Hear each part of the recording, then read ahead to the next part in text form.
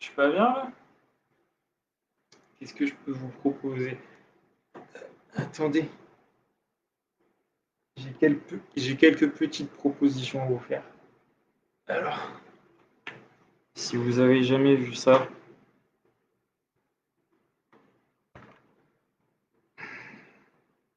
c'est magnifique.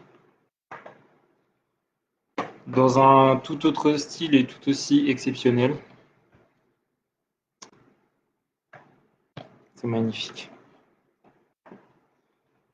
Dans un tout autre style et encore plus exceptionnel, celui-là je l'adore. Je suis fan. Il pourrait durer, euh, il pourrait durer 5 heures que je serai encore devant. C'est incroyable. Il est incroyable. Puis un autre, comme ça. Voilà. Franchement, ça. ça. Et puis ça. Bref, du coup, changement de décor. On n'est pas là pour parler. Enfin, je parlerai cinéma tout à l'heure, je pense, pour finir la vidéo. Requiem for a Dream. Bref, je sais pas du tout si on voit derrière les films que j'ai. C'est pas forcément des films, des grands chefs-d'œuvre ou quoi. Hein, c'est pas. Mais bon, c'est des films qui me plaisent. Du coup, hop, on vous met ça là.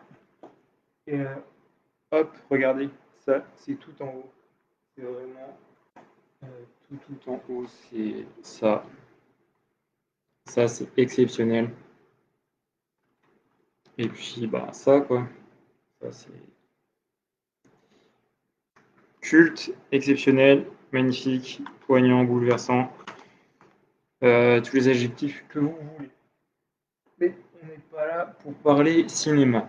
Voilà, je vais, pour la dernière fois, je vais parler du match Paris-Marseille. Vraiment pour la dernière fois. Je suis vraiment très calme. Euh, Hier, je me suis vraiment énervé enfin, je me suis pas énervé. En fait, j'ai été très touché par la déclaration d'Alvaro parce que tout le monde parlait sur lui, parlait pour lui, mais lui s'était pas exprimé encore depuis dimanche, pas dimanche dernier, mais le dimanche d'il y a une semaine et demie. Donc voilà. Donc quand j'ai vu l'interview, quand j'ai vu le truc, j'ai fait waouh. J'ai même, je commençais à pleurer tellement je me suis dit, mais qu'est-ce que c'est dur quoi. Le mec, à cause d'un joueur, il remet toute sa carrière en question. Il est prêt à quitter le club pour qui il s'est engagé 5 ans il y a à peine un an. Euh, voilà, les menaces de mort, on a donné son numéro de téléphone, et sa maison où il réside, elle est sous surveillance H24. Sa fille peut pas aller à l'école, il s'est fait insulter par un supporter marseillais, ce qui l'a profondément choqué, ce que je peux comprendre, parce qu'il s'est fait insulter de raciste. Donc voilà, donc je vais faire très calme maintenant, parce que hier j'étais vraiment très très énervé. Et depuis la fin du match, je suis très très énervé parce que honnêtement, qu'on soit supporter de Paris ou qu'on soit supporter de Marseille, voilà, j'ai mis Chelsea qui a un bon souvenir pour Paris. 1-1 match aller, 1-1 match retour, 2-2 en prolongation, qualification de Paris contre Chelsea, c'était magnifique. En dessous, encore Chelsea. Donc voilà, ni pour Marseille, ni pour Paris, juste pour revenir au fait que même si c'est des sportifs qui sont payés des millions, que voilà, ils ont la vie de rêve, quoi. Ben, ça reste pour autant des êtres humains et des hommes. Et je vais commencer par le crachat de Di Maria. Alors Di Maria, direct quand j'ai vu le crachat, en plus ça se voyait à la télé. Heureusement que la commission de discipline a eu les bonnes vidéos, parce que ça se voyait, je l'ai vu en direct, j'ai fait ouh là là là, j'ai pas compris. Pour moi, Di Maria, déjà, il devait prendre rouge. Ensuite, là, il a joué 2 matchs, il devait pas les jouer. Et en plus, sur les 2 matchs qu'il a joué, il provoque un penalty contre Nice, alors qu'il y a 0-0. Il marque un but. Et le match contre Metz, où il y a 0-0 à domicile, et il gagne à la 93e minute sur but de Draxler, c'est lui qui fait la passe décisive. Donc, si vous revenez au dimanche d'il y a une semaine et demie, en principe, il n'aurait pas dû jouer le match contre Metz, donc il n'aurait pas pu faire la passe décisive contre Metz, et il n'aurait pas dû jouer le match contre Nice, donc il n'aurait pas, provoqué le penalty, et il n'aurait pas non plus marqué. Ce qui fait que ça aurait pu changer quand même beaucoup de choses, vu qu'il y a Kurzawa, Neymar, Paredes qui sont suspendus et qui sont vraiment bel et bien suspendus. Donc voilà, donc hier, commission de discipline, salut Christophe, qui a décidé de mettre 4 matchs seulement. Seulement 4 matchs, parce qu'en principe, quand tu craches sur un adversaire, c'est 6 matchs dans les textes. Mais bon, quand c'est Paris, on divise la sanction de. On la divise par 2, la sanction des joueurs.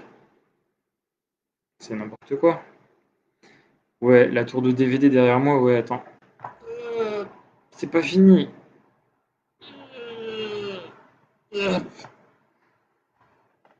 Et ça va vraiment. Je crois qu'il y en a 1200 à peu près. Il y en a 1200 DVD. Je fais une petite parenthèse vu qu'on m'écrit pendant que je suis en train de parler. C'est un peu aussi le principe du live, c'est de répondre aux personnes, même si ça n'a pas de rapport avec ce que je voulais dire, mais c'est pas grave. Du coup, ce que je voulais dire, c'est que voilà. Normalement, Di Maria aurait dû prendre 6 matchs et il en prend que 4. Pardon, oula, Covid. Attention.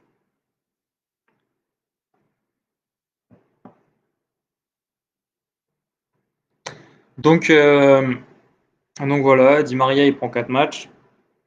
Pendant le match, moi j'ai fait mais c'est pas possible. Le mec, il revient du Covid. Donc il revient d'une quatorzaine, pas d'une quarantaine, d'une quatorzaine parce qu'il était allé à Ibiza avec tous les autres. Donc il revient du Covid. Premier match, il crache à la gueule d'un adversaire. Je suis désolé, mais dans la situation sanitaire actuelle, un mec qui crache sur un adversaire, c'est plus 6 matchs. Moi, j'avais dit 10 matchs minimum. Il faut donner l'exemple à un moment donné. Je veux dire, je suis pas du tout d'accord là sur la décision qui a été prise. Di Maria, 4 matchs. 4 matchs, c'est rien. Enfin voilà, c'est rien. Je veux dire, le mec a craché à la gueule de son adversaire. Normalement, Neymar, pour acte de violence, parce que l'arbitre, il fait un rapport. L'arbitre, il fait un rapport, il donne les raisons pourquoi il y a eu carton rouge, tout ça. Donc Neymar, il prend carton rouge pour avoir acte de brutalité et violence, c'est ce que l'arbitre a écrit. Minimum, c'est 4 matchs. Donc Kurzawa, par exemple, c'était violence, il a pris 6 matchs. Amavi, c'était violence, il a pris 3 matchs. Et là, Neymar, il prend 2 matchs. Acte de violence, pareil. On voit que les gens ne sont pas tous jugés de la même manière. On voit qu'ils ne sont pas tous jugés de la même manière. Euh, voilà. Ça me dégoûte, j'en ai marre. J'en ai vraiment marre parce que tu craches. Tu craches sur un adversaire alors que tu as le Covid, que tu sors d'une quatorzaine. Premier match que tu as le droit de jouer, au bout de 40 minutes, tu craches à la gueule de ton adversaire. Et c'est sur qui que tu craches en plus? C'est sur Alvaro. C'est sur Alvaro. Donc, faut remettre les choses dans l'ordre des choses, les remettre dans leur contexte, et c'est de là que ça part. Di Maria, il a craché sur Alvaro, et Alvaro, je veux dire, pourquoi vous pleurez sur Neymar qui dit on m'a insulté, on m'a fait des injures racistes, alors qu'Alvaro, lui, il est en train de dire Di Maria m'a craché dessus. Regarde, il m'a craché dessus. Il fait le geste crachat. Il fait le geste cracher dessus. Punaise. Et pour ça, il a eu juste 4 matchs. Donc voilà, c'est ridicule. La sanction minimum, la sanction minimum dans les textes, dans la loi, c'est 6 matchs minimum pour crachat.